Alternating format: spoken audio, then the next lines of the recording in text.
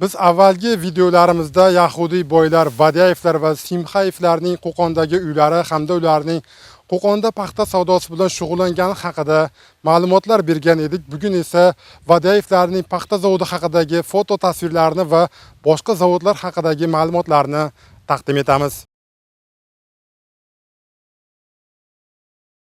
Ma'muriy bino, sobiq Vadiyevlar uyi 1966-68-yillar.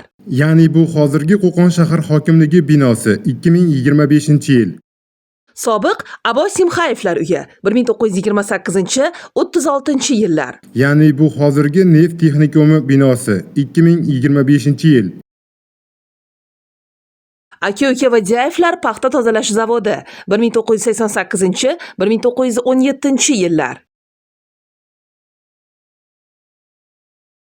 Aka-uka Vadiyevlarning paxta tozalash va yog' zavodi 1903-1908-yillar.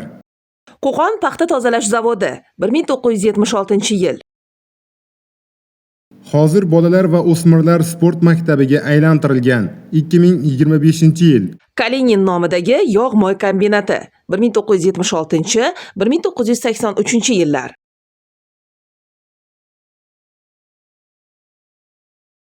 Qo'qon yog'-moy kombinati 2019-yil. Qo'qon yog' moy kombinati o'rnidagi o'zgarishlar 2025-yil.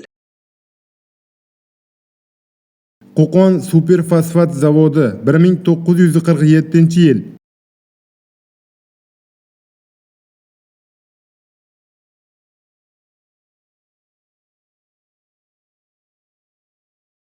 Qo'qon superfosfat zavodi 2000-yillar.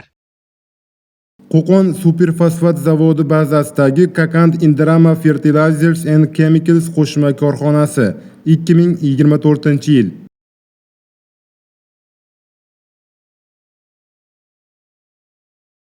Qo'qon shahrining yaqin tarixiga oid qiziqarli ma'lumotlarni Instagramdagi bir qiziq sahifamizda kuzatib boring.